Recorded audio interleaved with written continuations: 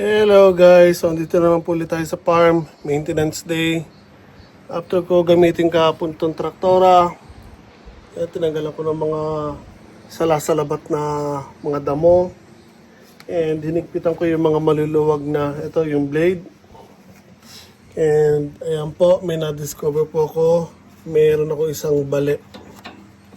So naputulan po ako ng isang blade. So, ang dami rin yung mga kumakalog-kalog dito kanina. Nahigpitan ko na now. So, sa mga gagamit dyan ng traktora, ito meron pa ako sa manuwag. So, ang panghigpit niya, ito, size 17. Pero, pwede nyo rin silang gamitan ng impact wrench. So, medyo ihahanap nyo lang ng pwesto. Ayan. Ayaw magpapwesto. Skip kasi. Tapos,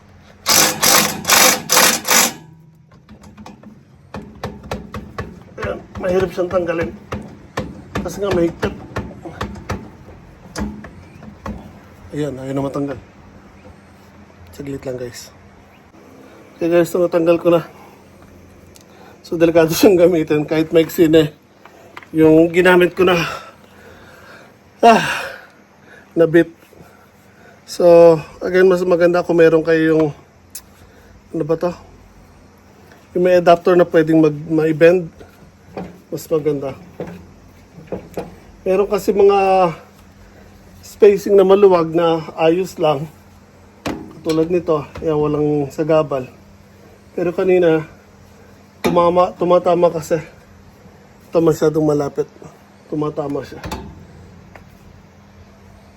Hala ko hindi ko na matatanggal eh.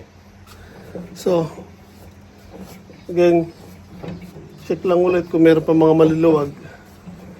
Kasi kung hahayaan natin ganyan, kung makakalog-kalog yan, mas delikado, mas madali silang masisira. Ay nako. So, nilagyan ko na rin pala ng gear oil dito sa taas. Ito yan, gearings po kasi yan. So, kailangan nilagyan ng langis yan. So, naglagay din ako ng radiator coolant. Kahit meron siyang laman, dinagdagan ko kasi kahapon napansin ko. Mabilis siya nag-overheat. So, after using ng mga gamit nyo or before using, mas maganda yung may maintenance.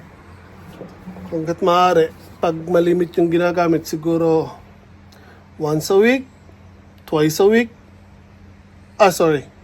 once a week, twice a month, or once a month.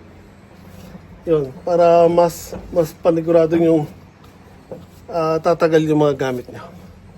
So again, check muna ulit ako dito ng iba pang pwede kong i-check.